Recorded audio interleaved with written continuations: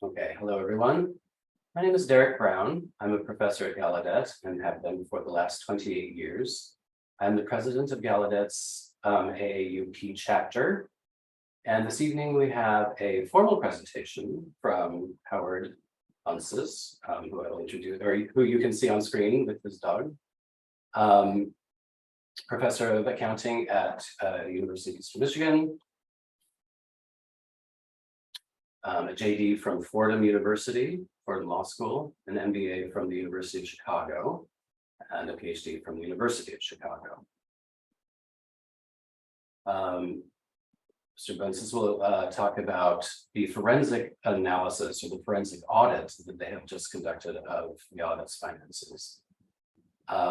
We do have Q&A available to us through this webinar. You can click the Q&A button when you have a question and type your answer there or in chat.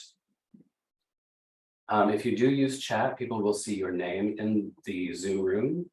With the Q&As, not necessarily, just an FYI.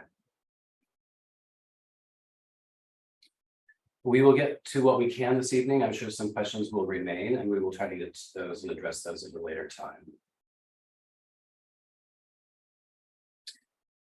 We will post everything online for your use and information later.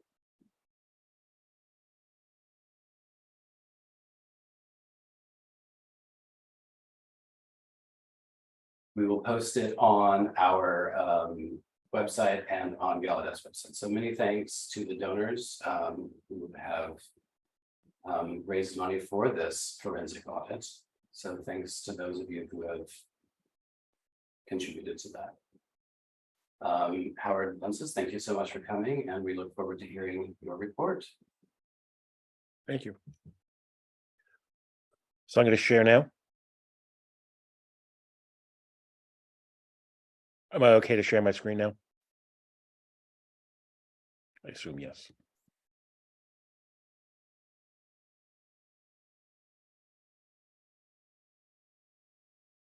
Okay, well, thank you so much for that. I appreciate the support, and I know how difficult it is to raise money to support this presentation, and I greatly appreciate it. And I will try to answer your questions in chat, and I'll try to keep Q&A open as well. So don't be shy about asking as we move on.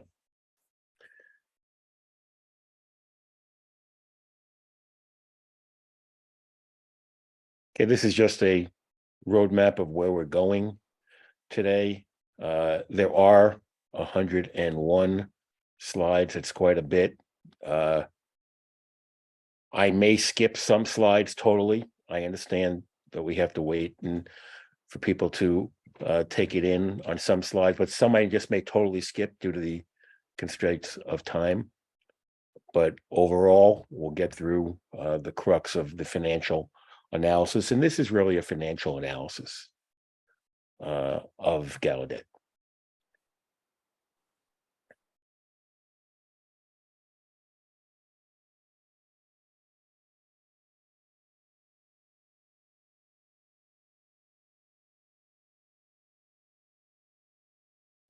So there are two slides of conclusions here. This first one here, starting off that Gallaudet is in solid financial condition. This conclusion is based on the fact that there are reserves, solid cash flows, and the very strong federal appropriation that supports 70% of revenue, which is unique among private institutions in the country. In addition, the bond rating, and we're going to spend a lot of time on the bond rating, was downgraded. IPEDS stands for, and I have it several times, I guess I should add here, Integrated Post-Secondary Education Data System of the U.S. Department of Education.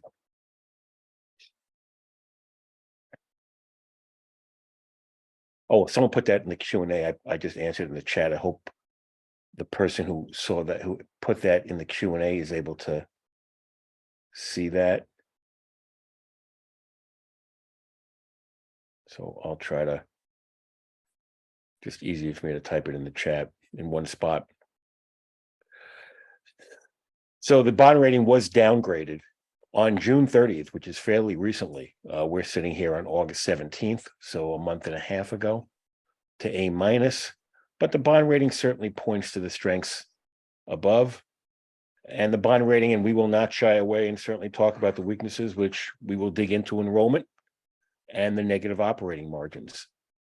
And we'll describe exactly what an operating margin is. I'll just briefly type in the chat here. An operating margin is total revenues minus total expenses. And those were negative in 21 and 22.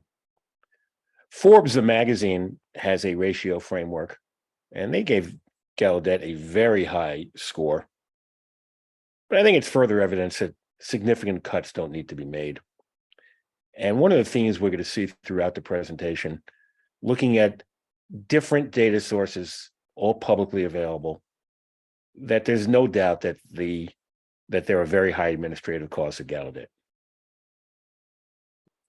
And the discrepancies between a lot of the data sources is something we'll also point to.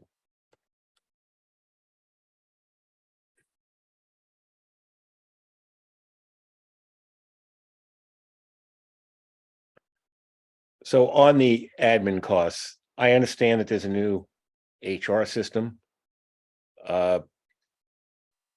They cannot explain away the changes and the numbers that I'm going to show you in terms of the administrative costs.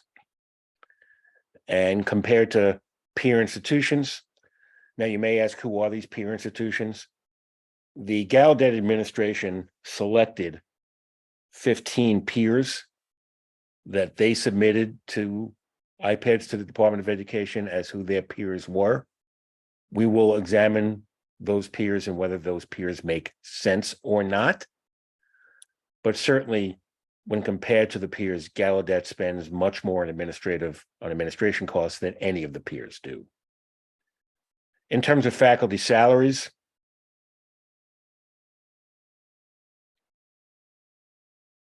this is something new there. Okay. In terms of faculty salaries, they are higher than most of the peer group, but so are the administrative salaries, as we'll see. And in terms of the endowment, though a majority of the endowment is not involved in risky hedge funds, certainly a solid percentage is, and the returns in the endowment have lagged behind the market for several years, as we'll see.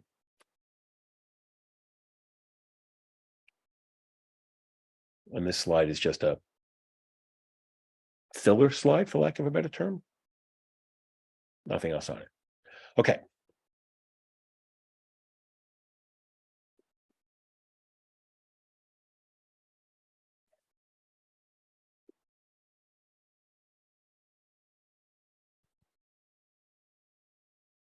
So this is the balance sheet, which tells us the assets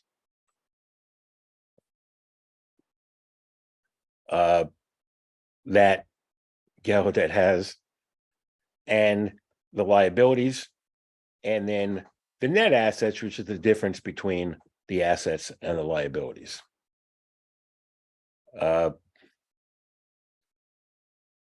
And it's hard to make a general conclusion. Yes, Gallaudet has $479 million of assets as of the end of 2022. And that seems like a lot of money, but there's about 100, as you can see, 94 million of liabilities.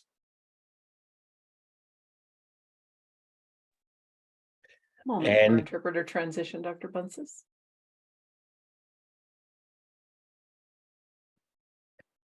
Thank you. And right below it, you see there's net assets of 385 million. Just doing the basic math, 94 plus 385 gets me to 479. Now, what we're going to determine is how much of that 385 million are really unrestricted reserves and how much is restricted by the donor, by donations that are made, the donor restricting the money that can be spent, and how much is tied up in the buildings. And what we're going to find is that less than 50 million of these net assets are reserves, which is still a significant amount, but we're certainly, you guys cannot see the slides.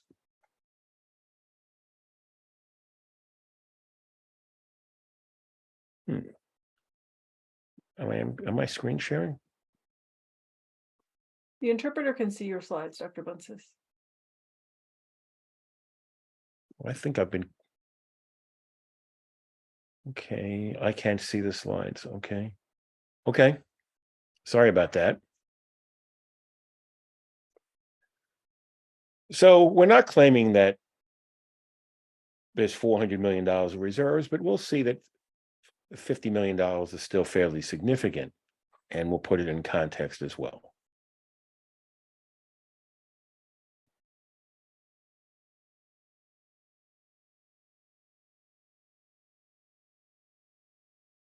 So here on slide 7, the second bullet point shows that assets grew from 475 million in 2020 to 529 million in 2021, and then down to 479 again in 2022. That's the ups and downs of the stock market. That's what's moving a lot of those assets. The fourth bullet point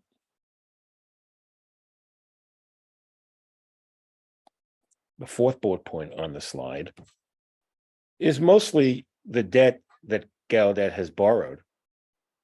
And there seems to be, from reading the bond reports and reading the audited statements, that there seems to be a plan that has already begun to update and enhance the facilities on campus.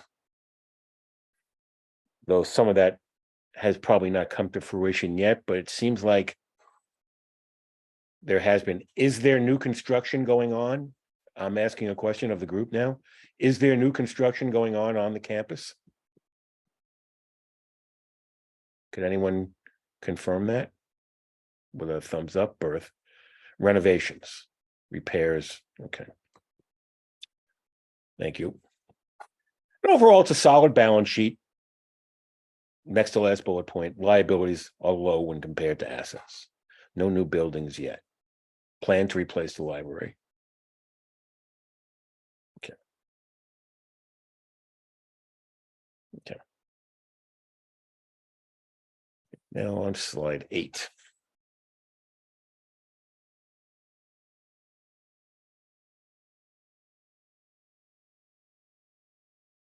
Okay, this says, okay, we've got $479 million in assets. What's in that? What makes up that 479 million? Well, about 205 million are cash and investments, mostly the endowment. That's the green bar. The orange bar are the capital assets, which is the value of the buildings. And then all the other assets are in gray. And if you look at the capital assets, the orange, it hasn't changed much over time. There hasn't been much new building or construction going on from what the numbers tell us. But apparently that's going to change going forward from what's been written and what I see here and what people just wrote to me in the chat.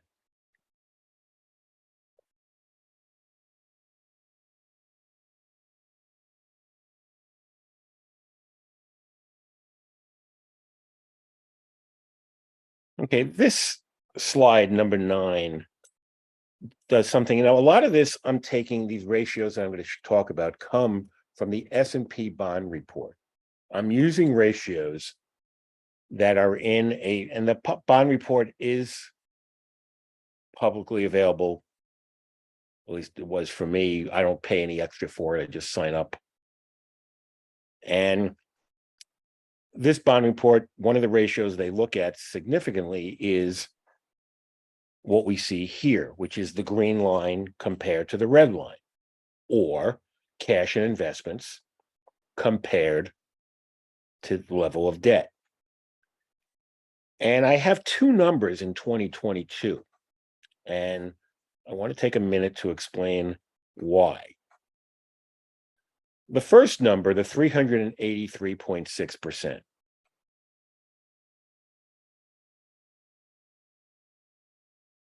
That tells me that assets, the cash and investments, are almost 4 times as large as debt, which is generally very good. But the bond report says, you know what? That amount of debt is really going to increase. And in fact, there was a new borrowing on June 17th of 2023. Gallaudet borrowed $17 million from a commercial bank. And S&P said there's going to be another borrowing coming up. So they had an additional almost 30 million of debt that they believe should be considered. And here's the deal. Even with this additional debt, as you see, we go from 53 million to 82 million. The ratio goes from 383%, which is almost 4 times the level, to 2.5. 249% is the same as there's 2.5 times as much cash and investments as there is debt.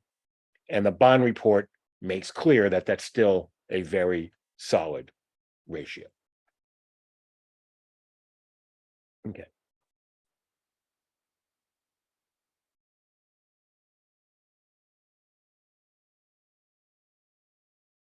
And what you see here on slide 10 is the discussion we just had.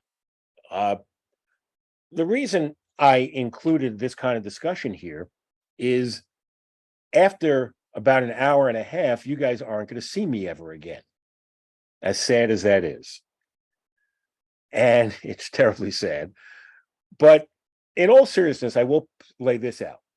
If anyone on this call has any questions after the presentation, not just Derek, Danielle, any of you, I'm easy to find. Everyone knows my email. I promise I will address it.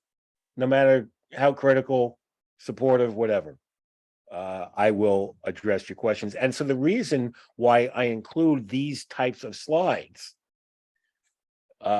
is so that you, after the presentation is over, you're seeing this for the first time. You're just trying to figure out what's going on here.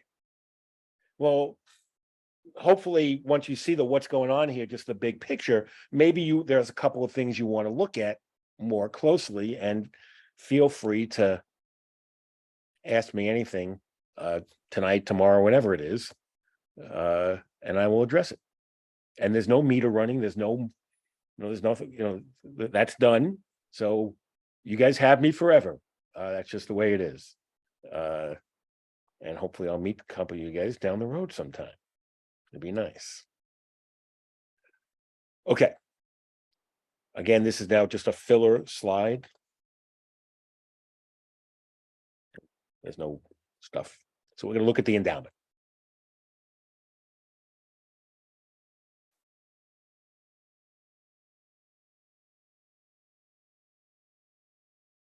This is just the investments themselves. And you can really see in the investments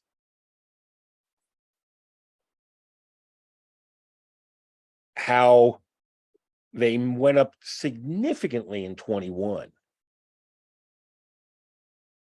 and then went back down again in 22. And that's the stock market is very, for lack of a better term, bouncy. A lot of up, a lot of down. Now we're going to dig in as to where is this money invested? They got a $200 million. Where is Gallaudet investing this $200 million?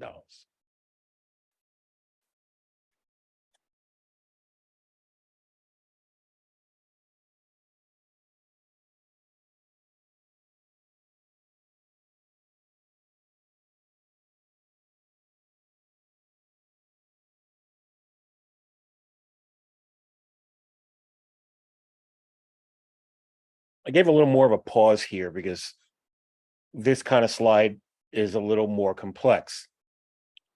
And there are some technical terms that I'll start with. These technical terms on the left, level 1, level 2, level 3, NAV. First, let me type in NAV stands for net asset value investments. And what this tells me, level 1 are basically equities, US stocks and bonds. Over time, you could see in 2016, 93% of the portfolio was in the least risky level 1 category. As we move 6 years, 7 years later, it's down to 67%. And the shift has all been to these NAV securities. Now, let me say this. I've examined the portfolios of dozens of private universities in the last several years. This is not a particularly aggressive portfolio in terms of risk. Yes, we've seen a shift, but what we see in a lot of the private universities, if I looked at Georgetown, for example, which obviously is in DC, my brother went there, if I could chime in for that. Okay, also 100 years ago, their portfolio would be much more weighted towards NAV than Gallaudet's. However, we're going to show you this type of investing doesn't seem to be working that well. So the bottom line here is about a third of the portfolio, a little less than a third, is in the riskiest securities, and that shifted over time.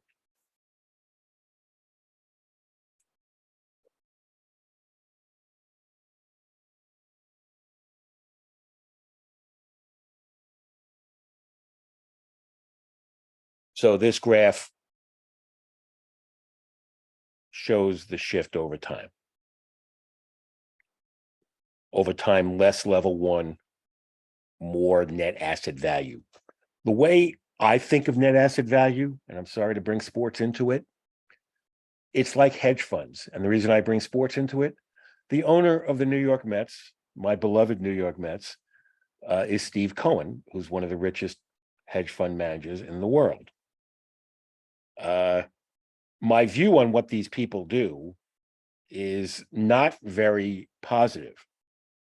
I just don't believe, and it's not just myself, Rudy Fichtenbaum, past president of the AAUP, who some of you may know, we've really been on a deep examination into the hedge fund industry and how they work with universities, the fees they collect, and we're trying to get states and others to move to report the fees. One thing I was not able to find with Gallaudet, which is disappointing, in neither the audited statements or the IRS 990 were the investment fees and the investment expenses reported.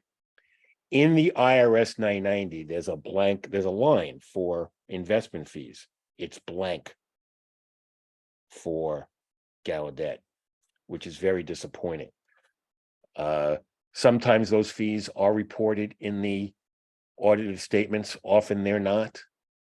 And I think the reason why we believe they should be reported is these investments are risky and the results aren't great.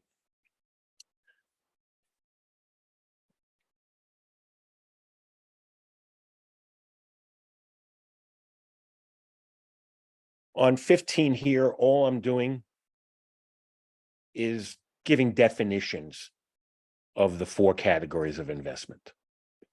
And again, the way to think about it is level one is the least risky, and NAV or net asset value investing are the hedge funds, the most risky.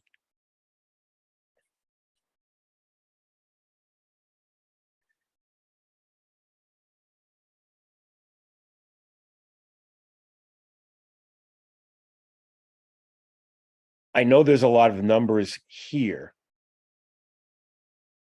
This just gives detail on what's behind level one and NAV. So level one is mostly what's called US large cap equities.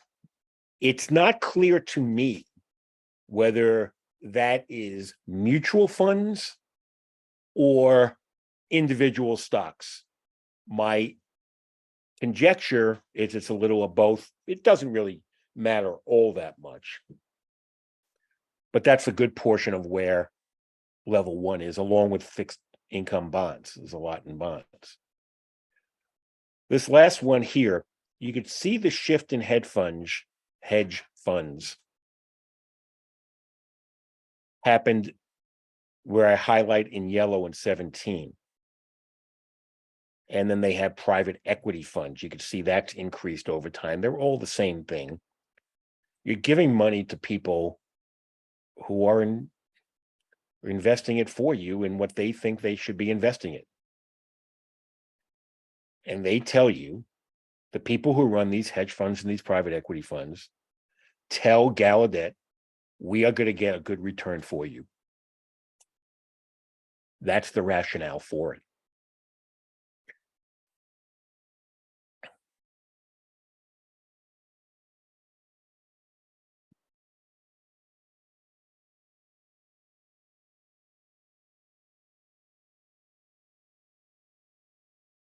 Well, we see in this graph, the gray is the S&P 500 return, the total return for the S&P 500.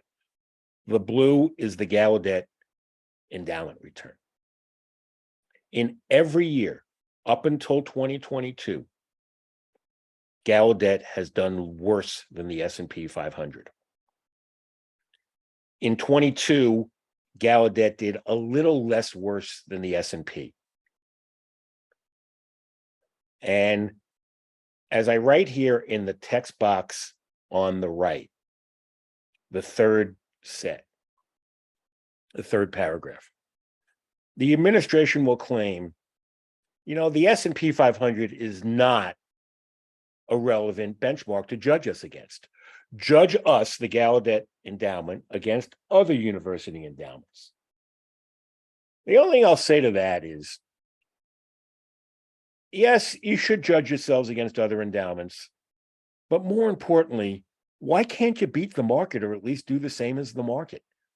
Why is not equaling the market as good as you should do? Shouldn't that be a benchmark that you should hold yourselves out to? And based on that, on average, the Gallaudet endowment has done much worse. And on an annual basis, it's about $14 million less in return than they should be getting.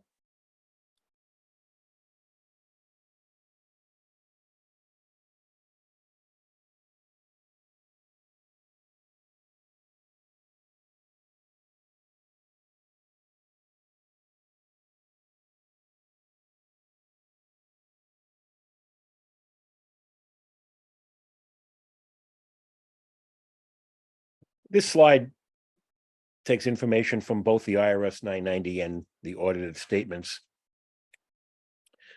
And you can see the amounts expended, this pink shaded row with the red numbers. That's money coming from the endowment to Gallaudet to support operations, which is the way private universities work.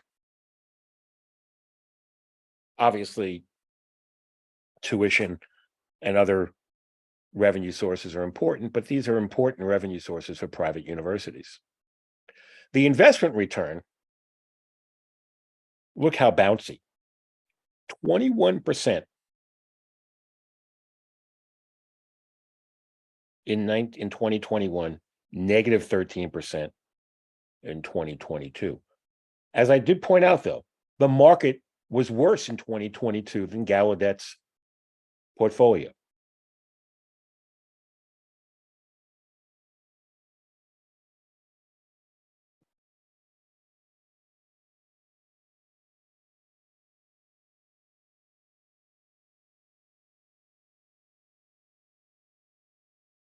The starting point of 2016, why did I start there?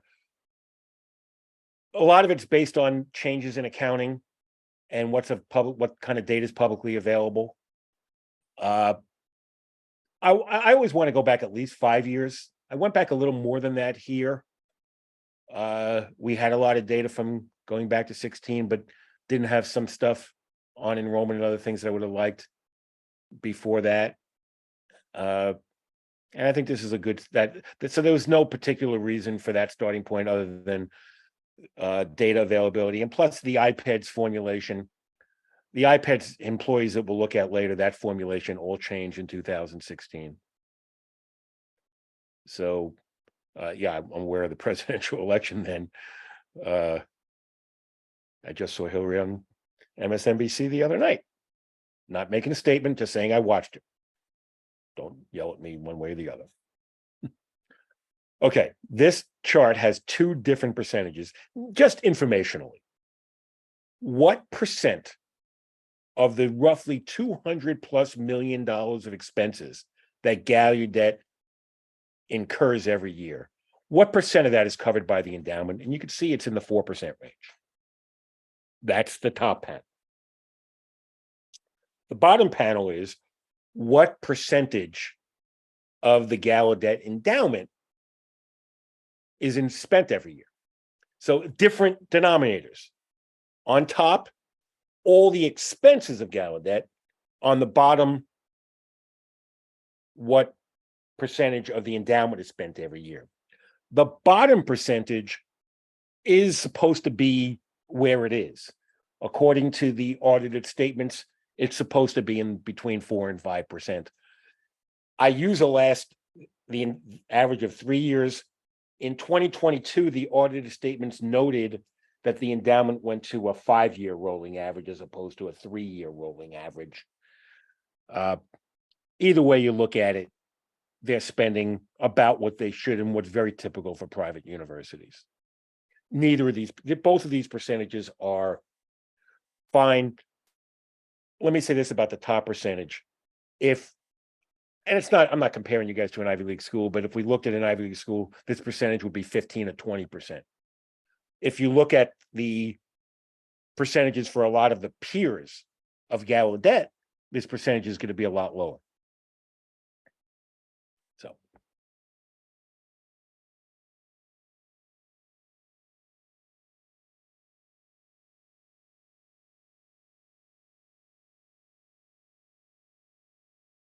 Okay, just a filler.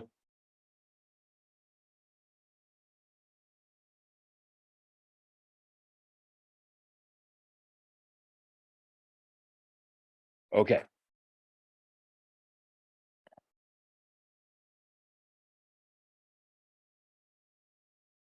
So someone asked a question about the peers. I am going to get into the peers. I fully examined them. I was not privy to the Ernst & Young study.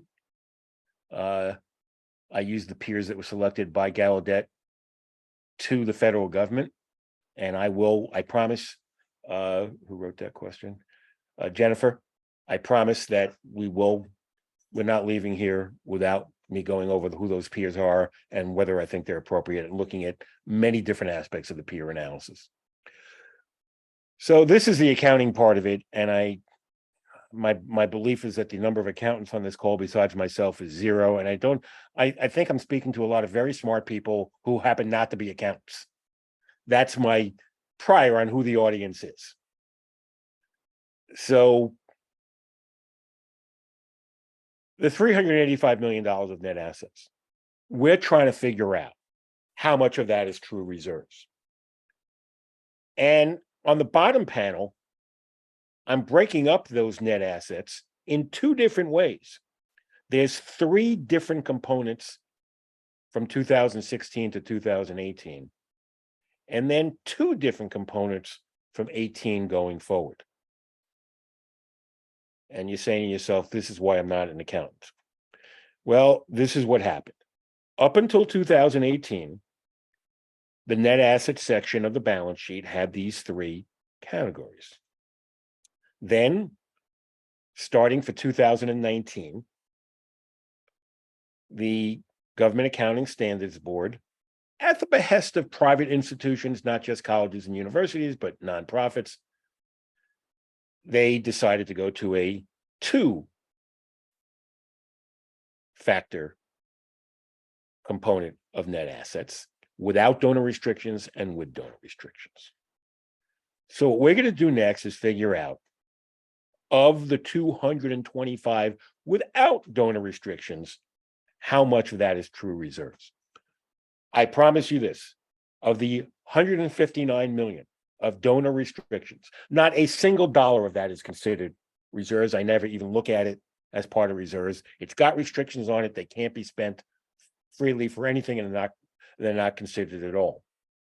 And we're going to find most of the 225 million is tied up in the buildings. So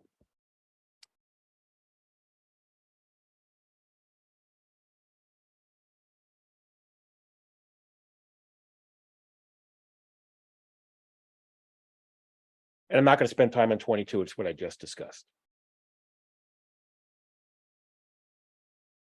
And 23. I'm sorry to do that, but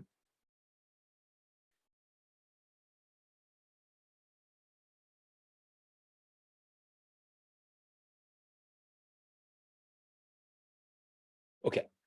So what we're saying here is that what are the true reserves?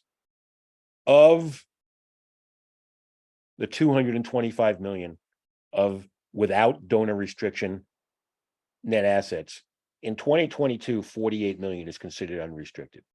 Not a very high percentage. I was able to determine that using two different notes in the audited statements, note 11 and note 3. So in two different places, things reconcile perfectly in Gallaudet showing us what the reserves are. And so let's look at the third bullet point here. Net assets were 385 million. We are not claiming that all 385 million are true reserves. Only 48 million, or 12.6% of those net assets are reserves. Last bullet point. Of the 225 million of without donor restrictions, only 21.6 of this category, or 48 million of it, are true reserves. The rest is tied up in the buildings, and some of it is also restricted.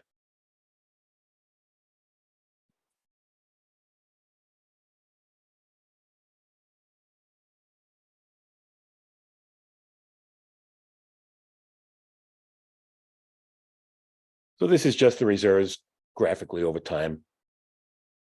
They went up quite a bit here due to the stock market boom. And you can see the 48 million higher than it was any other year other than 21.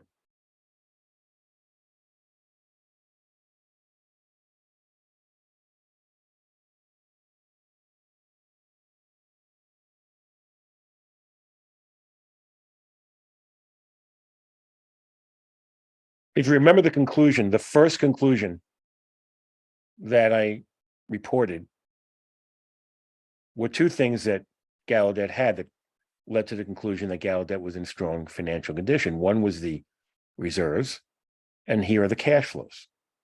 The cash flows tell us every year how much cash are they bringing in from tuition, the government appropriation, grants, contracts, conference center stuff, versus how much they're paying out for salaries, benefits, utilities, etc. And These cash flows are always positive. Why so low in 21? The bond report makes the S&P bond report in 3 different spots points to a almost $20 million expenditure for repairs of a housing facility in 2021 that is the subject of a legal dispute between Gallaudet and the other parties involved. It doesn't mean it's, and there was a small settlement that Gallaudet did receive related to this. But the bottom line is that these cash flows are positive every year.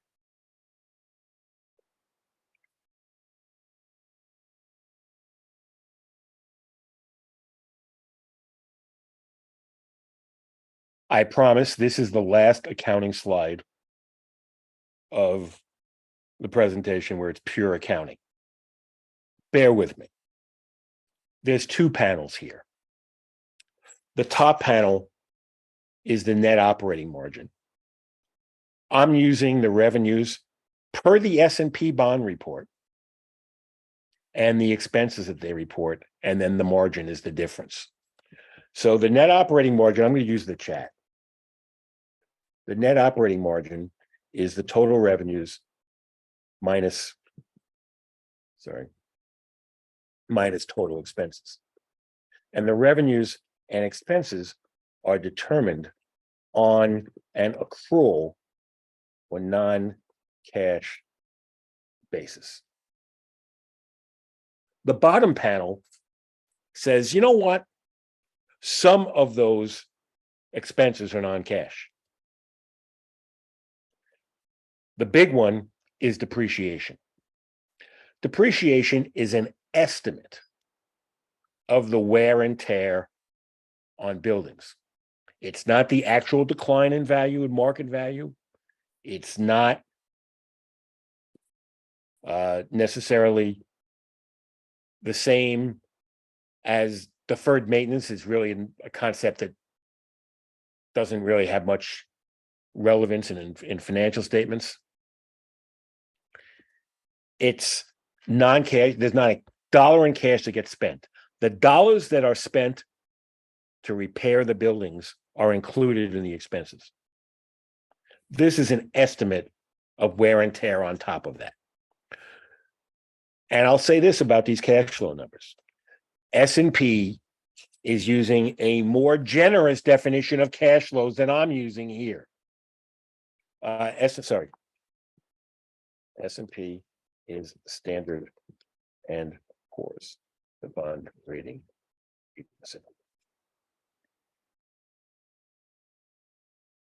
There's 2 main bond rating agencies. There's S&P and Moody's.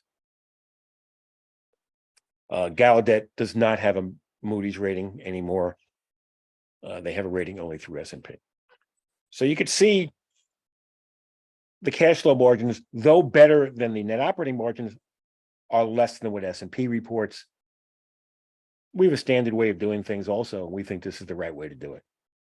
But still, the cash flows are positive every year. And I'm skipping this slide because we discussed it, these 2 slides. I'm sorry.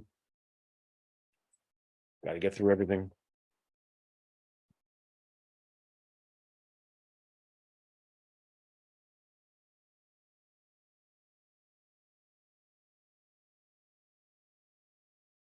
So this slide just looks at the total revenues and the total expenses and the operating margin.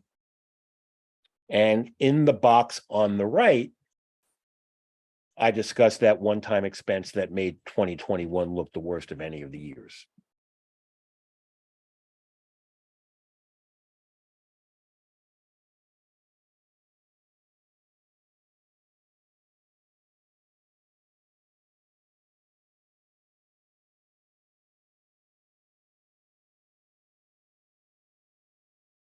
Right, this slide looks at the 2 metrics of performance: cash flow margin and operating margin.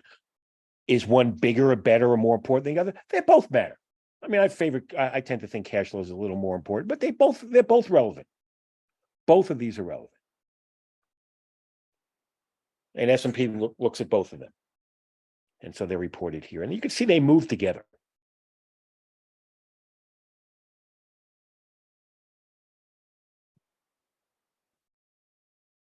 This is just a filler slide.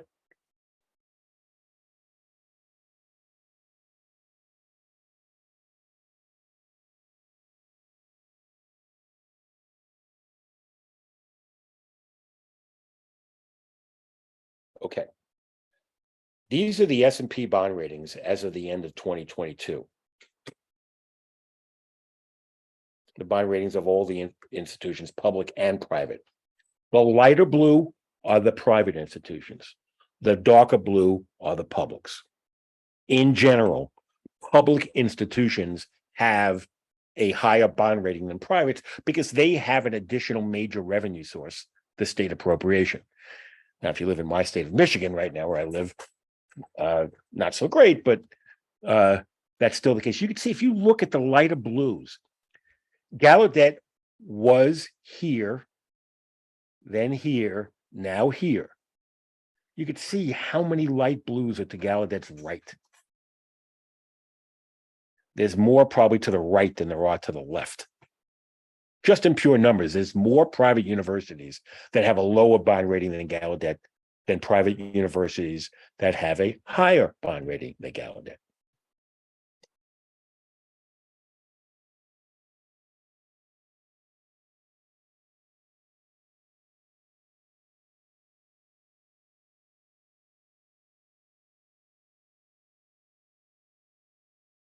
So this is what I just talked about, the recent downgrades.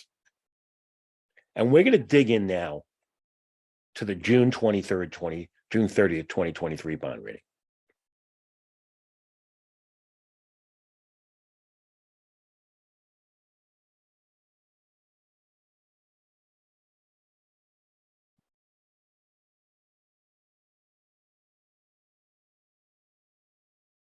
Okay, everything on this slide and the next one, I took right from the bond rating.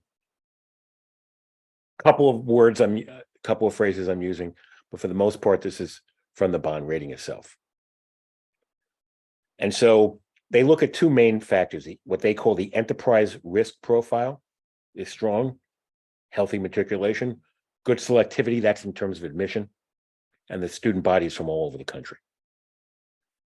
Risk profile, solid financial resource ratios, those are the reserves, manageable debt burden, the federal appropriation. They did cite the one-time costs and the negative operating margin. Challenges, new debt that's going to have to be issued, and Gallaudet being a specialty school in terms of enrollment, so they're not going to be able to grow enrollment that strongly, or so it's thought.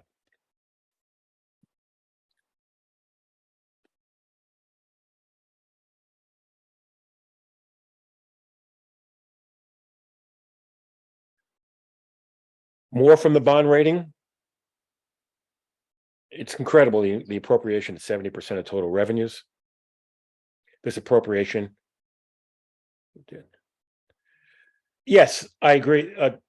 Yeah, the new debt, I believe, is related. It's almost certainly, from what I read, related to buildings and repairing, updating, those sorts of things. To answer the question in the chat, absolutely yes. So the strengths, unique status, providing training for individuals who are deaf or hard of hearing, the big appropriation from the federal government, exceptional matriculation rates and good selectivity. That means when you admit people, they come. And the debt load is manageable, though it's expected to increase. Challenges, declining enrollment, more borrowing. And when you rely so much, when you put your eggs so much in a basket like federal appropriation, this could be challenging. So these are the strengths and challenges according to the S&P bond rating.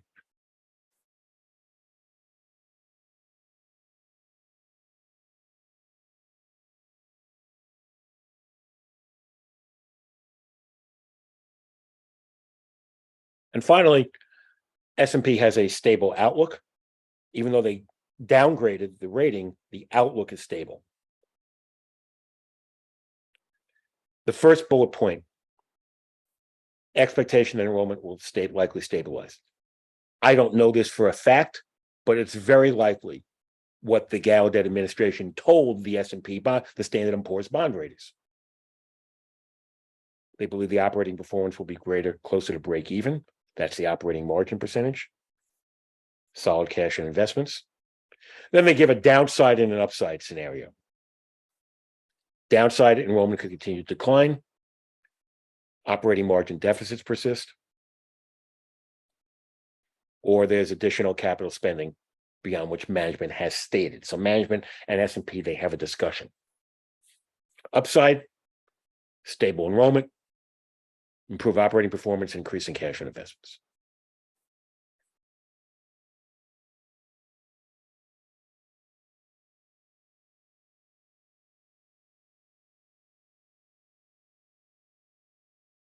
Okay, there's a lot here. What Forbes magazine does every year, and this is done, you could see in April of 2023 by Forbes, they look at private institutions only, private universities, colleges and universities, and give them a grade out of 5 and a number grade out of 5 and a letter grade using the 9 variables I have listed here. I'll admit this. I have a hard time understanding how they got an A+, given that less than half the variables have an A or an A+ grade. What's good about Gal? What's strong? Low reliance on tuition. That's a good thing. Admission yield. You accept them, they come. Percent of freshmen getting 8, which is, you don't have that many of them. That means you don't have a continuing obligation to them. I think it's kind of funny that way, but that's the way it is. Instruction expense, which includes everything else per FTE student. The viability ratio is the level of debt. The endowment per student. Primary reserve ratio, that's how strong are the reserves. The return on assets, which is basically the cash flows. The operating margin, which I gave a C to because it's negative, but I think Forbes probably did what S&P did. Let's look at that without the one-time expense. They make, I don't know what adjustments they make. These approximate grades are my assessment. Forbes does not tell us what the exact numbers are for each variable for each institution. All they tell us are the overall grade and the number score. That's all they give us. That's all they give us is these 2 things. I think it's good. It's much higher than the bond rating that you get from S&P. I think the S&P is closer to reality than this, but still, it's good news. It's certainly news that the place is not in significant trouble.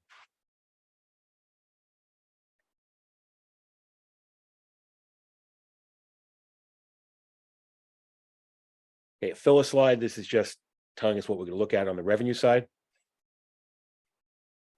And I'm sorry, but I'm going to go right here. Skipping a slide.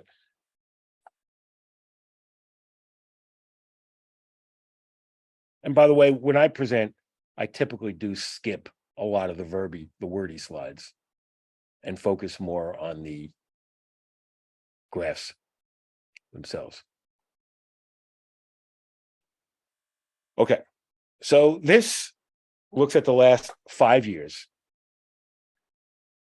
And where is the money coming from? And you can see the federal appropriation hovers around 70%. Some of the increase in 2022 is due to COVID funding, which we'll look at. But you really see this graph really tells the story. Look how low. Yeah, tuition is going down as a percentage of total revenues, but it was never a huge factor. Net assets released is basically the endowment is part of the endowment supporting the operations. Room and board almost disappeared in the pandemic. Hesitate.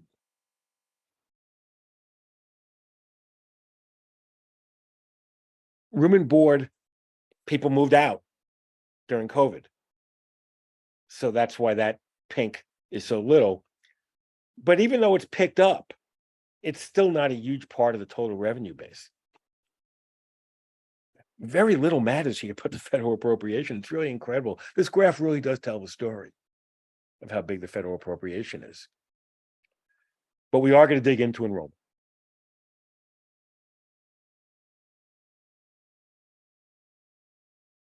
I was able to get the enrollment data from the Gallaudet Institutional Research website. It's OIR. You may see that. I don't know if you see that acronym or not. It's the Office of Institutional Research. That's where I got all the enrollment data. The definition of what's called professional studies, I got that per something called the Annual Report of Achievements, which is also publicly available on the Gallaudet website. You can see, so that's the numbers of enrollment.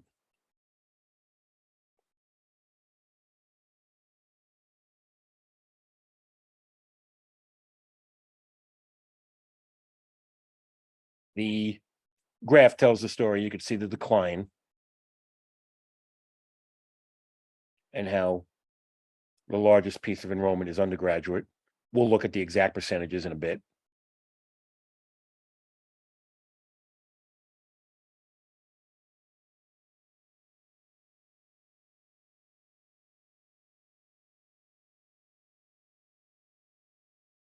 And this is just telling me that 58% of the enrollment is undergraduates, 26% from graduate students, and the rest from professional studies and the English Language Institute.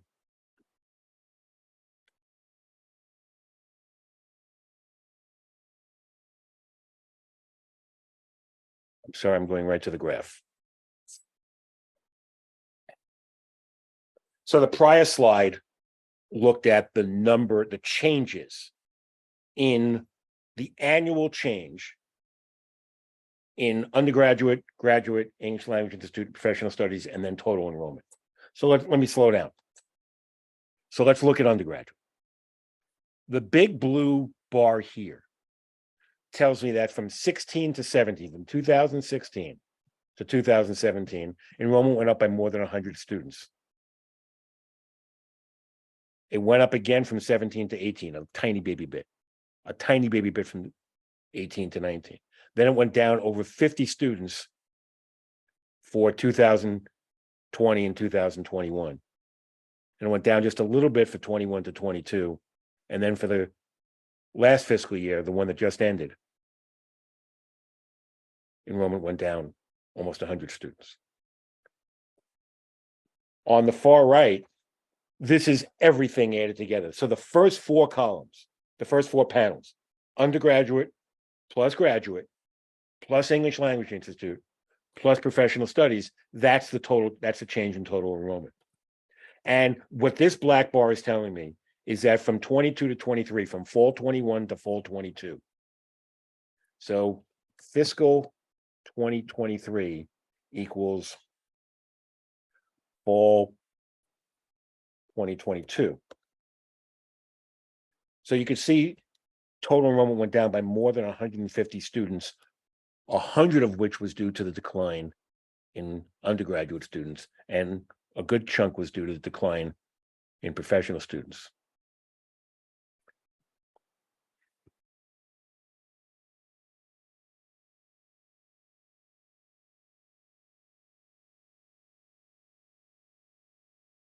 The Office of Institutional Research also had spring enrollment. Now, I understand it's when people look at enrollment, when analysts look at enrollment, they typically look at fall enrollment. And in the bond reports, Gallaudet has to report to Standard & Poor's every year on their operating data. They have to report enrollment numbers, employment numbers, et cetera. They report fall enrollment, but spring enrollment's not irrelevant. And so I just thought, since we had that data, why not look at it? And that's what I have here. So the captions here, in each year, fall enrollment is higher than spring, which is typical by a little bit. But we'll see on the next couple of slides that the spring enrollment was slightly more favorable than the fall enrollment. So spring 23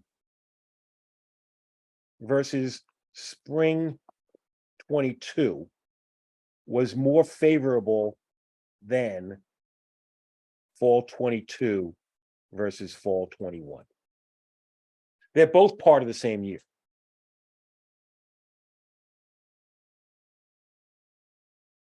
This is just headcount. So this is a very important question there. This is just headcount. We're going to get into, in just a very bit, the total dollars and how all that's dollars, discount rate, how all that's coming together. But I'm here just looking at headcount. There's also full-time equivalent, which is not that big an issue at Gallaudet because most of the students live on campus. So most of the undergraduates live on campus or residential.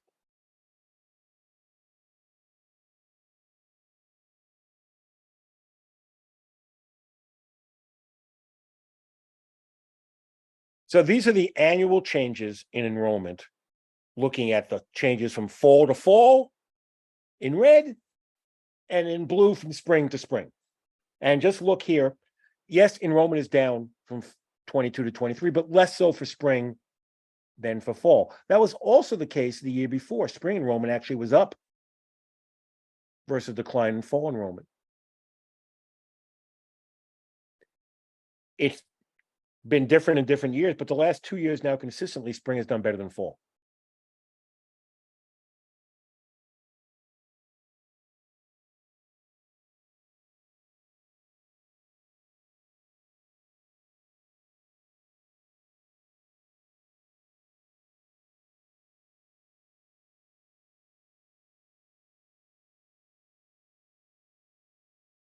Okay, these are what I call long-term changes. The graphs I just showed you were year by year. This is looking at a longer period of time, from 16 to 20, from 20 to 23, and from 16 to 23. And looking at the graph, you could see undergraduate enrollment actually went up over this long time period. And total enrollment went down. Now this is from 16 to 20. I mean, this is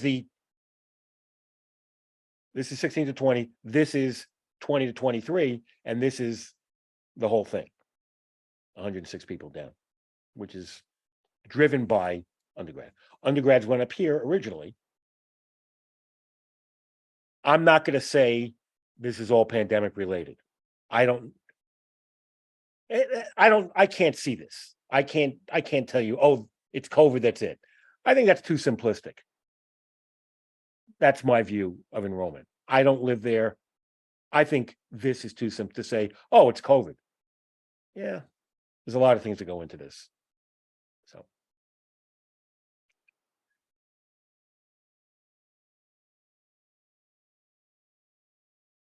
This slide and the next one is just more data that they have. The Gallaudet website breaks down undergrad and grad by these levels, as they're called. I don't see much here. I see in both undergrad and grad, I don't see that much difference. I think there's some heartening news. The recent freshman enrollment is okay. Better than it was before, almost, but still not quite what it was before the pandemic. And on the master's level, yeah, there's a decline in doctoral students, but there could be a lot of reasons for that.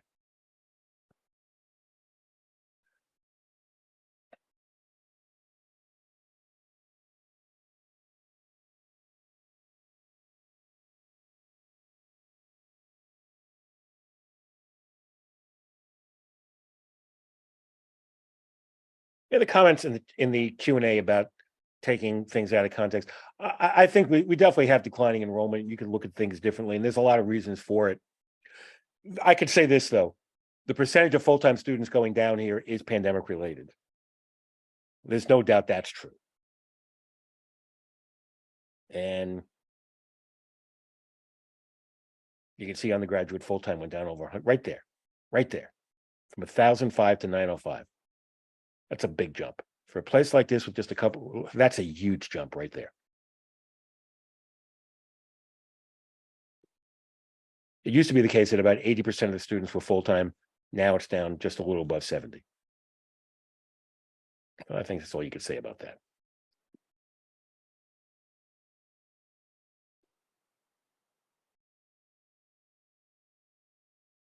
How much does it cost to go to Gallaudet? There is a resident price, but according to the common data set, something else that Gallaudet reports to the feds. Less than 1% of your people are from DC. So the only relevant one is really the green one. And tuition's hardly moved the last several years.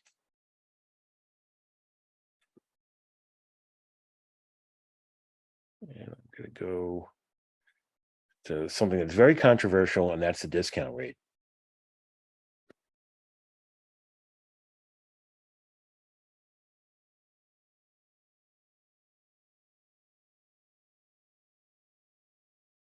All right. This is a big issue because it's how much off the sticker price do you allow students to pay? The discount rate is determined by the audited financial statements, and it's for all students.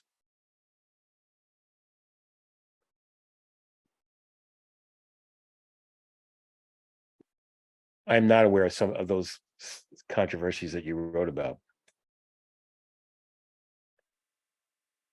So the discount rate cited by the Gallaudet administration is 43%. The real discount rate is 30%.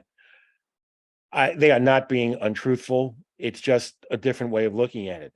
This discount rate is very likely the discount rate to first-time undergraduates. This is the discount rate for all students, undergrad, grad, etc.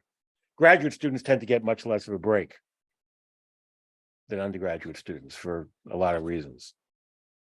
So I think they're both relevant. I'm not going to see the ones in red, I'm not going to see anywhere on the audited statements. These are the rates that the Gallaudet administration verbally or in writing told to Standard & Poor's. The orange ones, they have a discount rate for tuition and fees and one for room and board. They're the exact same every year, which is nice. And these are the ones that for all students.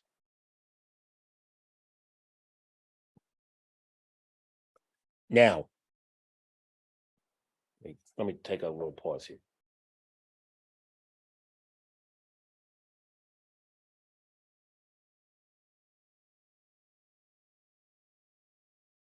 Not thrilled about some of the things I saw in the chat. Doesn't sound very nice to me. Certainly very disturbing. Anyway, this is to get at the question that Danielle had earlier.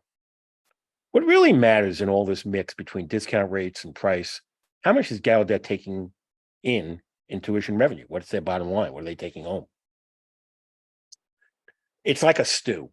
Tuition revenue is like a stew. You throw in the price of tuition. You throw in what's happening with enrollment, but you also got to throw in the mix between grad and undergrad. You got to throw in the discount rate. You got to throw in all those things, and you get slightly different results. From 22 to 23, this negative 0.2% is not from the audited statements. We don't have the audited statements for the year ended June 30th, 23. They're not going to be available for another several months. This is what's in the budget. The operating budget for Gallaudet for 23 says that it's basically going to be flat. Tuition revenue is going to be flat with 22. We do know for 24, we have a 3% increase in price and basically flat. We don't know what's going on with enrollment. So.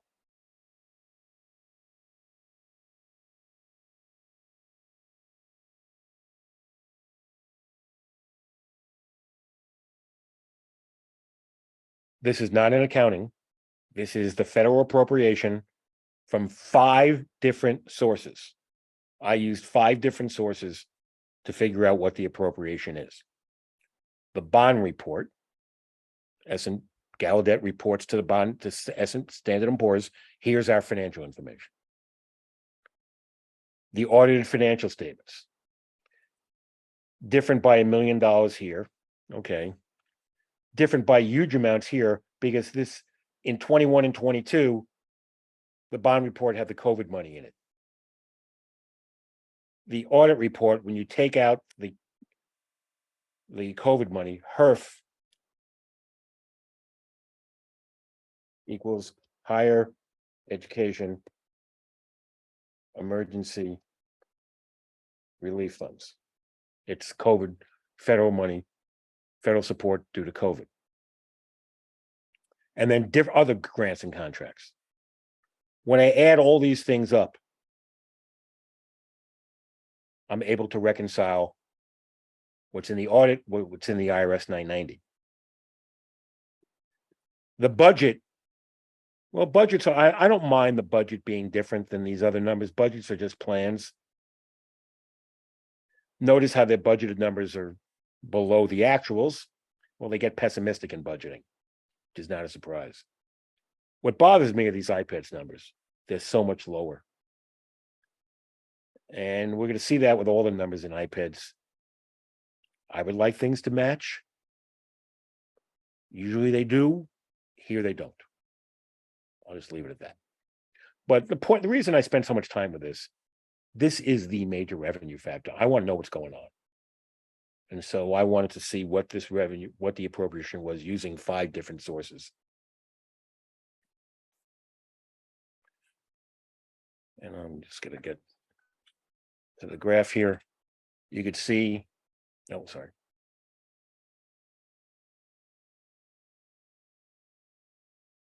The government appropriation hovers around 70% of the total.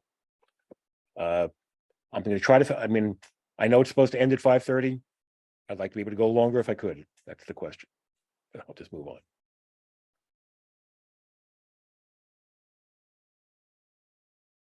We got to get to those peers.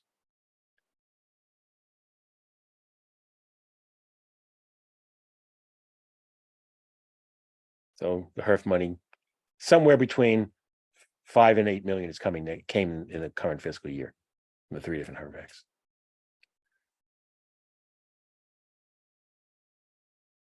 Now we're going to get someone had a question about layoffs. We're going to look at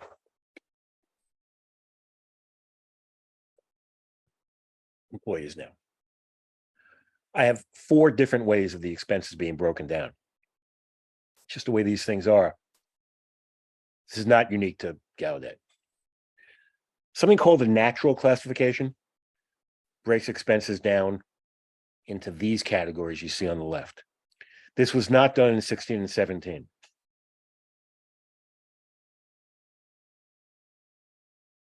This is now required. It was not required then. You can see in pink at the bottom. I'm trying to reconcile the salary and benefits that are paid, reported in the audited statements, reported in the 990, and reported to IPEDS. There is no reason that I can figure out in all my years of doing this why these numbers are not matching. There has to be a good reason for it. I just don't know what that reason is. Just hard to say. We talked about that repair of the housing facility in 21 and a little bit spent in 22. You could see that's in here as a separate category that didn't used to exist. This category, consultants, advisors, and other professional fees, I don't usually see this category. But 30 million to 43 million. If I'm a faculty member at Gallaudet, I want to know, excuse me, but what's in here and why did it increase so much?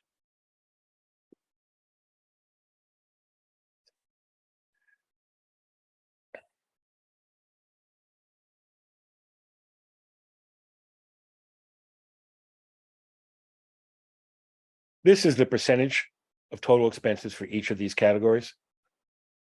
Adding salaries and wages together, they're typically 2/3 at most universities. Payroll's 2/3, but here a little less because they have this big expense for these outside consultants.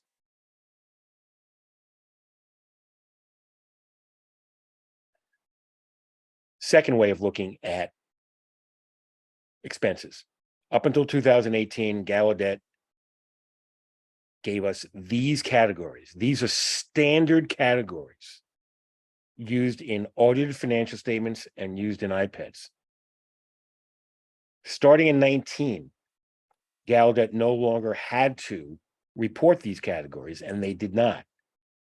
I'll say most universities still kept reporting them in the audit statements. Gallaudet did not do so. That's all I'm going to say. I'm not going to get into reasons why. I don't know why. They just didn't. And so this is the way it was broken up then.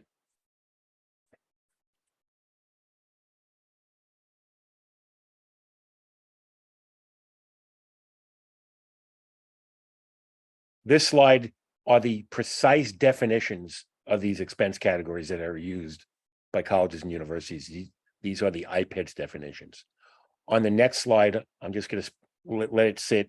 The category called institutional support equals administration.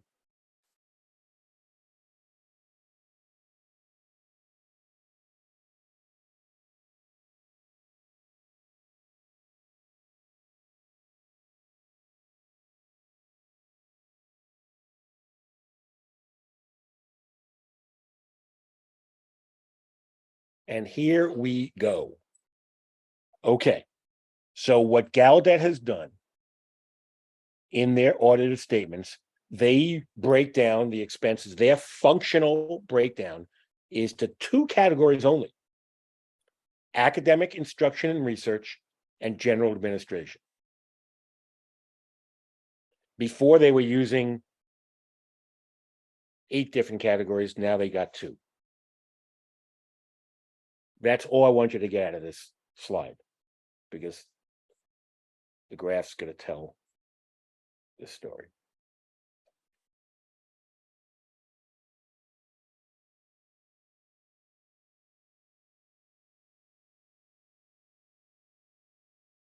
Okay, this is the beginning of the big admin expense story. From 2019 to 2022, the only years we got data, the last 4 years now, 19, 20, 21, 22. Salaries and wages for academic instruction and research went down 6.2%. Over this same time period, salaries and wages for general administration went up 106.8%, more than doubled. All the other expenses went up 21% for academic instruction and research, 44% for general administration. I've been told, and Gallaudet administration cited in their IPEDS report, oh, we have a new HR system. There's no way an HR system could explain this. There's only one conclusion to make, and that's this: admin expenses went up a lot more than instructional expenses.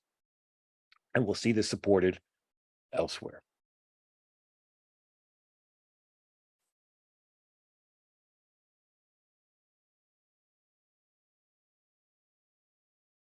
I was rightly chastised by somebody for not putting the definition of IPEDS when I used it first earlier. I have it here, but I apologize. It's just pretty inexcusable, to be honest with you. I blew that one. This is the salary only distribution. What does that mean? This is a submission to the federal government. And these are the expense categories that are used. This is the salary component of instruction. The salary component, just salary, no benefits, just salaries. And the reason why this is such a pure item to look at, there's no allocation, there's no estimation. We're not estimating benefits. We're not estimating the utility costs. We're just, this is what's on people's W-2s. That's it. Can't manipulate it. And look at the yellow and look at the green in the bottom panel. The percentage, what this is telling me, in 2016, over 1/2 of all the salaries paid to Gallaudet went to instructional salaries. That's what it's telling me. Over half. In that same year in 16, 14% of salaries of every employee went to what's called institutional support, which is administration. Let's shift 6 years later. The instruction percentage is down to 34%. The institutional support expense is almost up to 26. Are you kidding me? Wow is right. I don't see this kind of stuff. You never see these kind of shifts. Again, I don't believe a new HR system is why this is happening.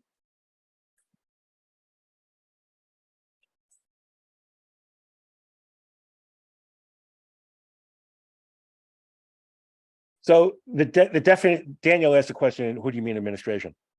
That is a good question.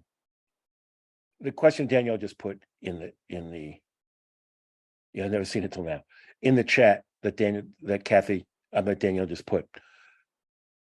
Everyone has the same definition. Those definitions I gave you are from iPads. Everyone is working with the same definition. It typically includes not lower level, but upper level. The average salary of the people in the administration category is well over 100,000. There's no doubt. If the administration wants to claim this is all categorization, we're doing this differently, you know what? Show us the names. Show us who exactly is in these categories. Show us year by year. The Gallaudet administration submits this data to iPads. It's not my data. They submit it. Doesn't include consulting fees. It should not, but it could. It could. It's supposed to be employees. It's supposed to be employees, people who work there. Now, do these consultants, is it normal to have administrations? Well, we're going to get into that. Just give me a second.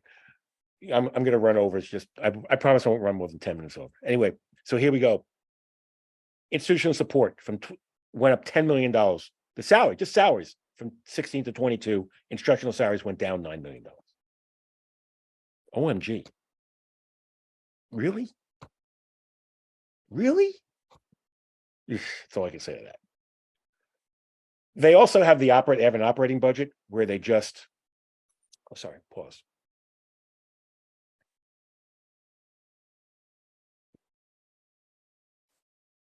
They just have one line for payroll.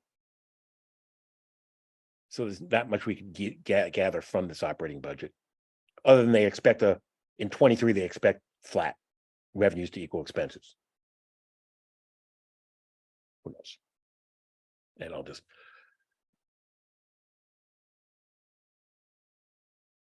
So 2 more sections. This is going to support what we saw with the admins. Somewhat. So this comes from the Gallaudet Office of Institutional Research. And they have a decline in the number of administrators. And then a big increase in 23. I have no idea how they're doing this. Up until 22, what they call professional staff, academic, professional staff administrators, they were separate categories, then they combined them. Secretary, clerical, technical, service, maintenance. Those were all separate. In 23, they combined them into one number.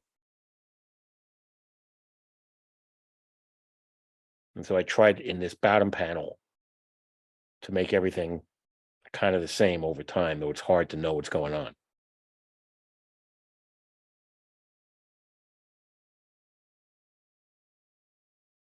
Sorry.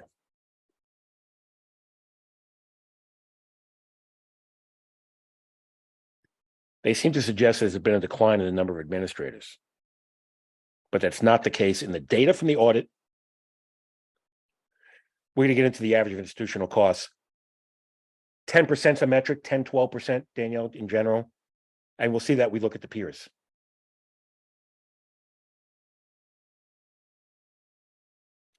So I know what's going on there. Non-instructional important employees per iPads. Large data discrepancies cited by iPads. What do I mean by that? Gallaudet submitted this data to iPads in April of 2023. iPads flagged all the yellows on the right are items that were flagged by iPad saying what's going on. They had the number of management employees going from 90 to 55. Operations 45 to 118. Service 95 to 63. Support 60 to 94. So iPads flagged all of those and says, what's going on here? The answer that Gallaudet gave to all of them was new HR system. I'm not buying. I'm not buying. This bottom couple sentences on the bottom of the slide. iPad cited discrepancy in the average salary of male assistant professors. Salaries went from 41,000 in 2022 to 83,000 in 2023. The administration response was that there were market pay adjustments in 23. But they're trying to tell me that there's roughly 20 male assistant professors, that somehow their pay doubled. I have a hard time seeing that. I'm not buying that either. Okay. This is the number of faculty. I'm looking at iPads, Gallaudet Office of Institutional Research, AAUP compensation survey, common data set. I've got 4 different data sources. For the most part, they're close, they don't match. Is it timing? Is it one counting visiting, one not? I don't know. I would like them to match. There was some changes. It could be the tenured faculty increased because a lot of the tenure track people got promoted. I don't know. There was a general increase in non-tenure track hiring, which is true at most universities. This one really, let me take a pause. I don't know what's going on here. The number of part-time instructors per iPads is 0. But per the common data set, that means there's no part-time faculty at all. I've never seen a place that has no part-time faculty, like someone who teaches one class in adjunct. That's why I don't get how this number is 0. I just don't see it. It just doesn't. We have tons of adjuncts. Yeah, I'm not seeing. This just doesn't make sense to me. Now the graduate numbers also got flagged by iPads. The graduate numbers, graduate teaching went from 6 to 0. Graduate assistants, others went way down. The answer Gallaudet gave was that we reduced the number of graduate student assistants due to COVID. I'm just reporting what is, not making any statements about why, just reporting what is.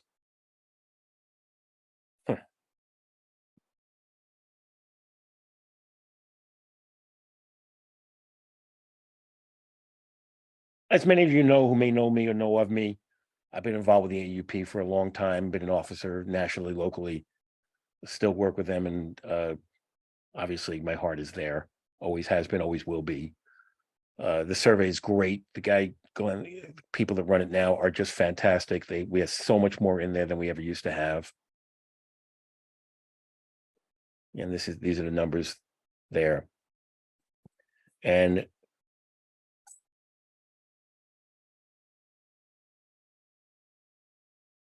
who reports our data to iPads? I'm not going to say a person. There's a person's name who's in the iPads form. I'm not going to say it here. I don't think it's appropriate for me to do that. But there is a human being that's cited in the iPads data that Derek sent to me. So, all right, these salaries, they're just numbers. What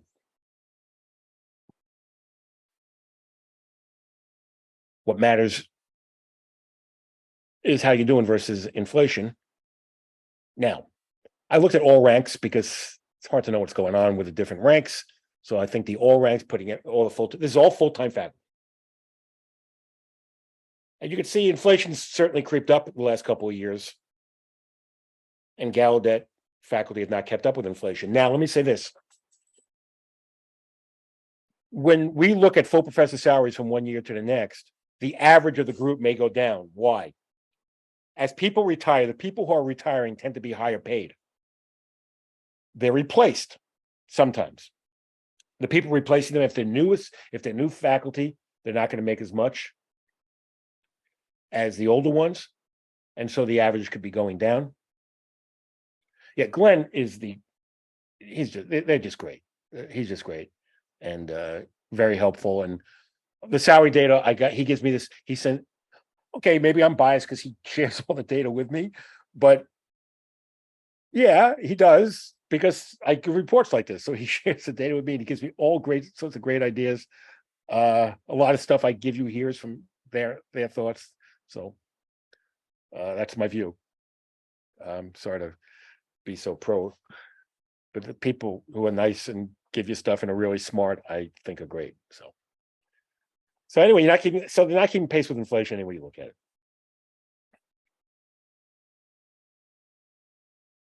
This is a question. This was asked earlier.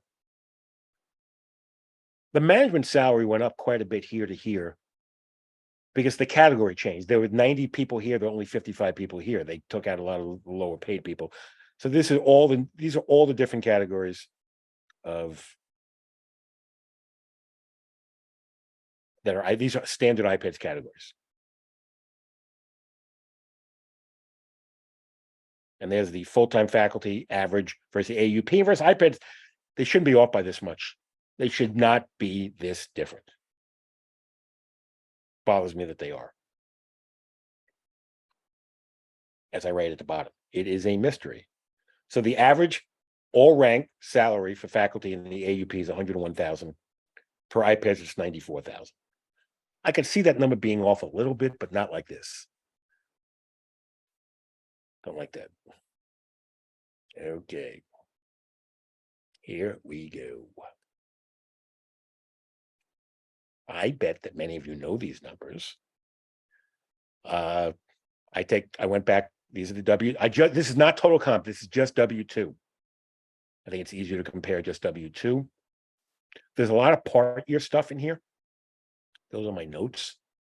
I don't have people's names because I don't think it's appropriate in a public presentation that's being recorded to have people's names here. I don't think that's right. I know that may sound old-fashioned. I just don't think that's right.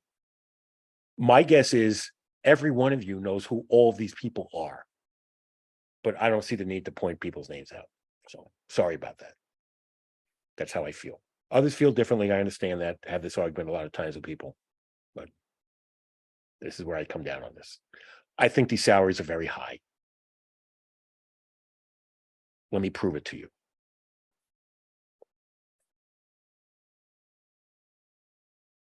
So I took the average of all those people every year, 13, 15, 17 people on that list every year. And from 16 to 19, the top administrators had a 7.9% increase.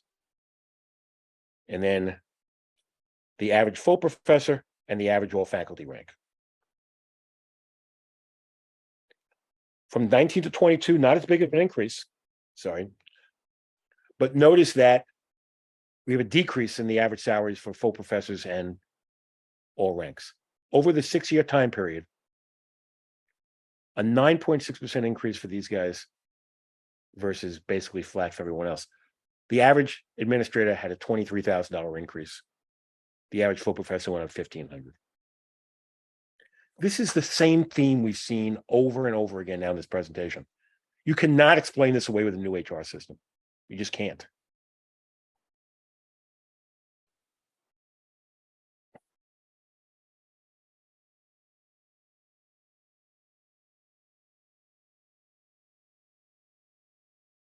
The IRS 990 reports the 5 largest independent contractors that are paid every year.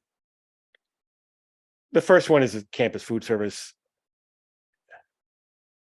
and a lot of construction companies. I don't see much construction going on, but a lot of construction firms get a lot of money every year. But these are the number of independent contractors who got paid more than $100,000. Really?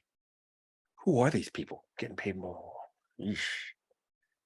I can see a list of these people.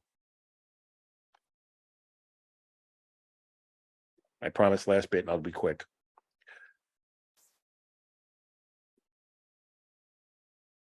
It's just filler.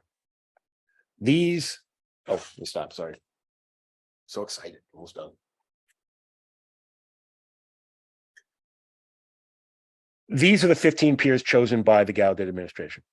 I did not choose them. IPEDS did not choose them. The Gallaudet administration said to IPEDS, the federal government, Department of Education, these are our peers. I don't know if any of you are there. Was there a committee that came up with this list? Are there other lists that are out there? I couldn't find them. Were faculty on this committee that developed this list? I don't know the answers to those questions. I just know what the list is.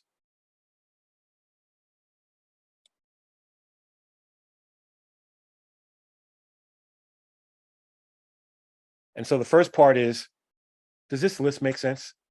So I looked at various characteristics: location, what degree they offer, are they in an urban or rural place, what's their Carnegie classification, and is there a religious affiliation?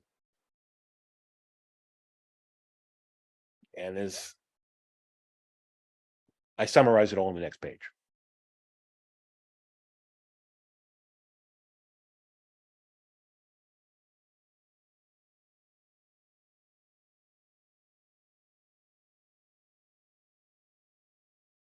So regionally, there's a bunch that are pretty far away.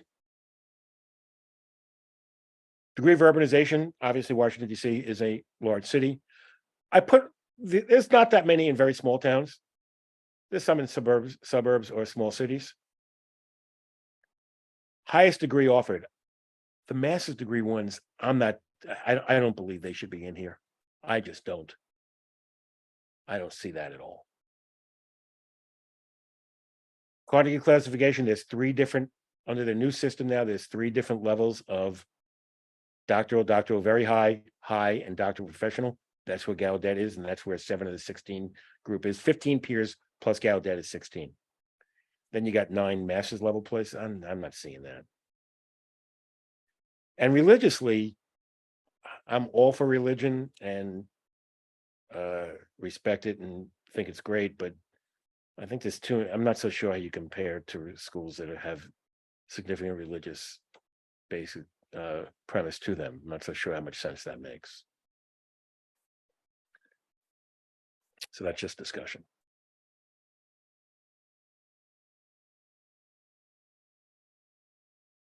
Okay, enrollment comparing Gallaudet to the peers.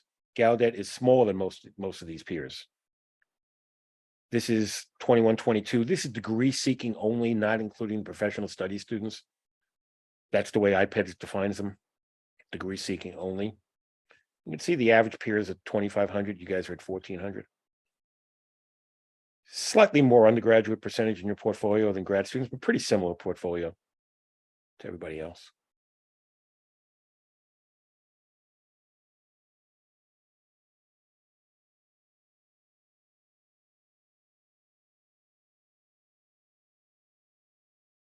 How has enrollment changed over the last several years? From 16 to 19, Gallaudet went up 5.4%. The peer mean and median was actually negative. From 19 to 22, Gallaudet went down 8%. The peer mean was positive, but that was driven by Columbia International, a small place that more than doubled their enrollment. The median is actually negative. Gallaudet fairly similar. A little less negative, more negative than the median. Over this period of time, Gallaudet kind of the same enrollment drop as everybody else over this period of time of this peer group.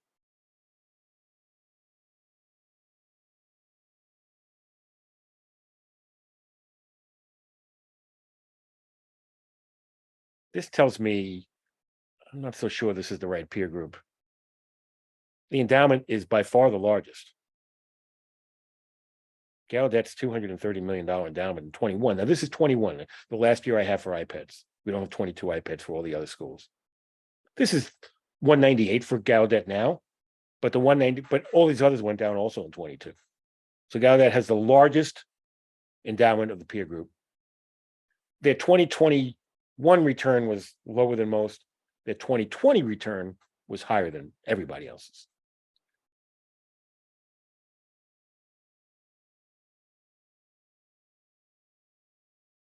Yeah, I agree with that. Was just put in the chat. It's not right.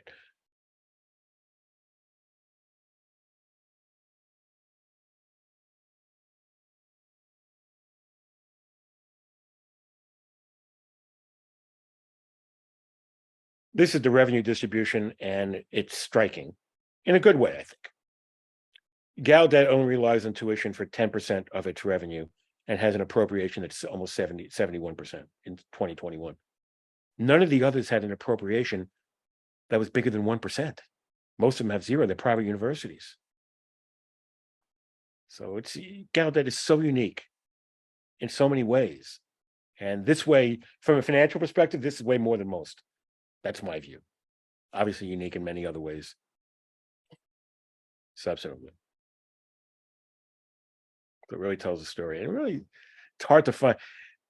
There's no other private university that's like this. But I still don't think this is the right peer group.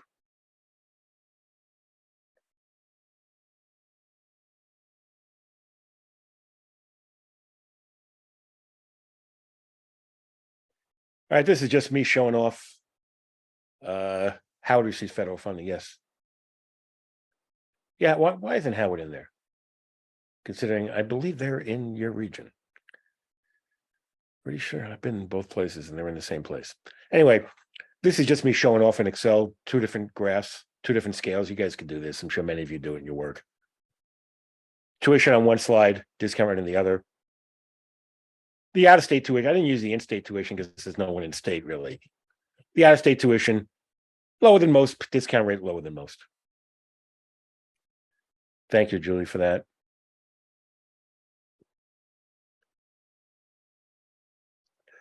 So Emily and others, then why are they not in the peer group? That's really striking.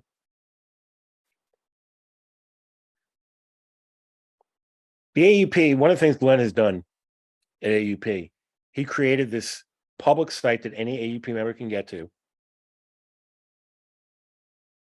that looks at the faculty composition, who teaches the classes. And I'll get to why there's 2 in a second for our Gallaudet. Any way you look at it, Gallaudet has more tenure track faculty than any of the peers. Most of these peers, more than half their faculty are part-time. Now, what I did with Gallaudet, I says, okay, I'm going to do 2 things. I'm going to report Gallaudet the way they report it to iPads. And then I'm going to report Gallaudet saying what you report in the common data set.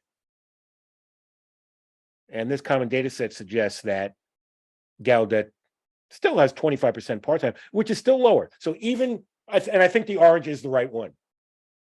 Gallaudet versus this peer group still has much more higher percentage of tenure track faculty and a lower percentage of part-time faculty than this peer group.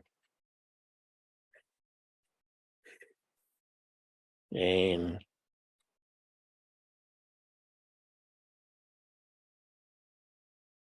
one more example of admin costs being high at Gallaudet. Someone asked me earlier, what's typical? Well, this is, again, what this is. Of the total salaries of every dollar paid in salaries to the employees at these universities, what is the percentage paid to the category called institutional support, which you know is administration? And Gallaudet is first. They're toward the bottom in instruction, first institutional support. When I take the data from the audit, from iPads, peer, Gallaudet only, I think it's pretty clear what the conclusion is that the admin costs are very high. There's just no doubt about it. The typical, this peer group has a 17% average. At privates, it's a little, that's still a little high. A lot of these are very small places that tend to have a lot of admins compared to the size of the university. These are very small places. I'm going to admit there's 1 or 2 of these, and I do this for a living. I teach for a living, but do this a lot also. I never heard of some of these places. 2 of them I never heard of. Detroit Mercy, obviously not. I live in Michigan.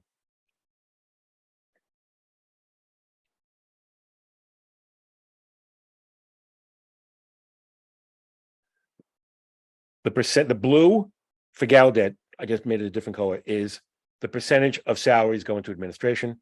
The black with the red dot is the percent going to instruction on the right scale.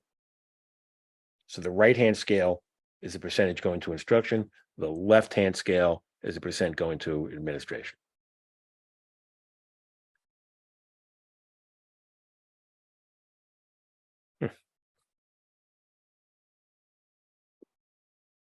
more evidence.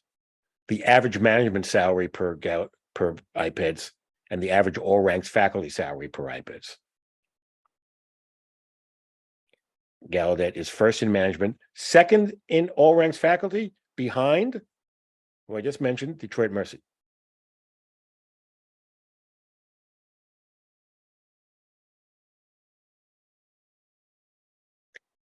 The AAUP salary survey, unfortunately, hardly any of these other institutions submit data to the AAUP salary survey.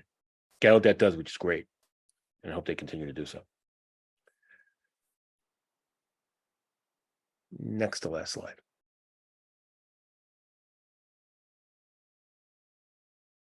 These are the Forbes grids. I think this is artificially high, but still, it's still good news in general. But you can see doing better than this peer group. This is not the right peer group, I'm pretty sure. One thing I recommend is faculty suggest a committee to see what's the right peer group. And faculty administration can be together on it. I'm ending on a nice note, graduation rates and Pell rates. The Pell rate is a percentage of undergraduates. Let me pause, sorry.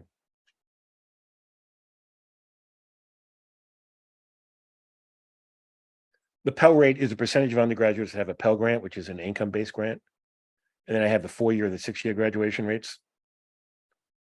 And you can see Gallaudet has the second highest Pell rate in this group, but has the 15th out of 16 lowest graduation rates for 4-year, but 6-year, when you look at the data for Gallaudet, a lot of your students finish in that year 5 and year 6. A lot of your students do that and get to a pretty solid graduation rate. What I haven't read in the text box on the right, there's a negative correlation in this group here, not universally, yes, universally, but that in this group only here. The correlation between the 4-year rate and the Pell rate is negative 0.64 and negative 0.55. That means the higher the Pell rate, the lower the graduation rate for this peer group.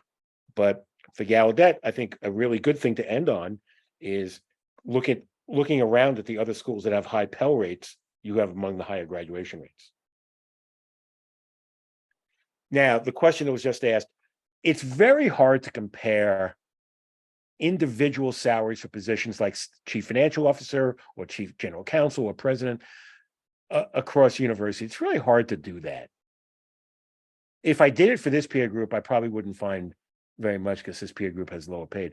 But it's certainly something we could do in the future, is looking at that stuff. But that is the last slide. And I'm sorry I went so far over, but you guys were a great audience and I tried to answer as many questions as I can. I'm willing to stay on now as well.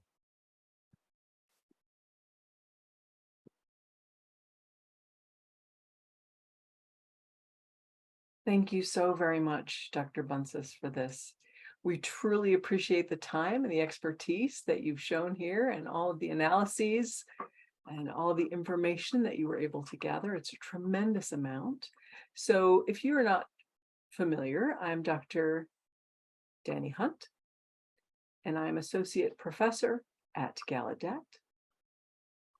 And I serve as the Vice Chair for our AAUP group.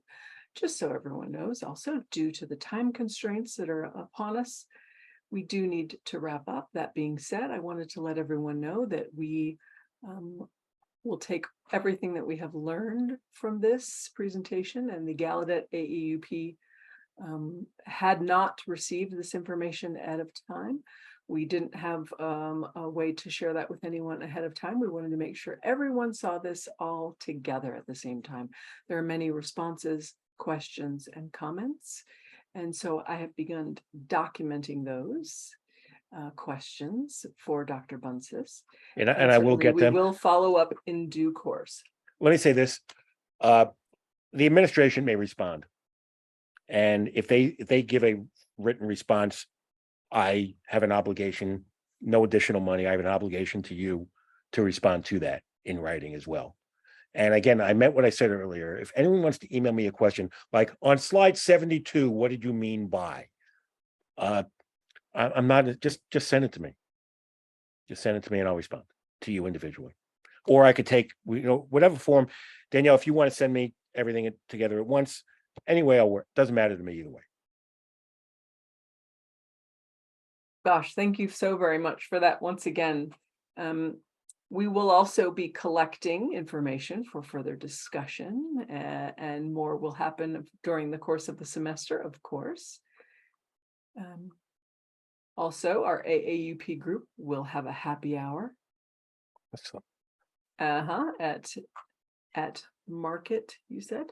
So at the Union Market, thank you, the Union Market. And so we will be hosting several brown bags sessions during the course of the semester. Once again, we'll have the opportunity to talk through some of the finer points, and we will be hosting a chapter meeting come Monday, sometime in the afternoon. That will take place pursuant to faculty governance schedules, making sure that we can get everything appropriately worked out. For our AAUP leadership, we thank everyone who have come to participate and to watch. There's a tremendous amount of information to digest, and our Gallaudet AAUP group is committed to ongoing discussions and efforts to make sure that we can do this. We are truly committed to that and being strong among ourselves at Gallaudet. We do believe that Gallaudet together with one another can persist. So with AAUP, we've got the 4 plans for you. Of course, we will send a copy of the report that Dr. Bunsis has performed for us. In addition to that, a recording of this particular session will be uploaded to the website. Also, we'll distribute an email listserv for the purposes of sending information directly to the administration of Gallaudet. Also, we will continue to hold discussions, have planning and action items among faculty on campus. Thirdly, in our plans is to further the work among faculty governance with the leaders that are there to participate in the process. Lastly, we want to make sure and have continued discussions, planning, and actions taken part with the administrators. We thank you for watching our webinar today, and we certainly have those 4 things that you can do. I want to remind you of as well. Certainly you can join Gallaudet University AAUP. We see ourselves as stronger together and united as one faculty cohort. Also, we encourage you to discuss these issues that we've opened up today with other folks, faculty and staff. Also, we ask that you make sure that our faculty governance system, for example, the Senate, if there's a call for volunteers, that you participate in those service opportunities. And also alongside that, we want to hold each other accountable as we work together toward our vision and goals for Gallaudet. At this time, I think with that, we do want to give you our thanks, and we will close out the webinar for the moment. So thank you. Thanks, guys. I did want to also make sure and acknowledge, yes, the website has been popped into the chat. Thank you, everyone. Appreciate it very much.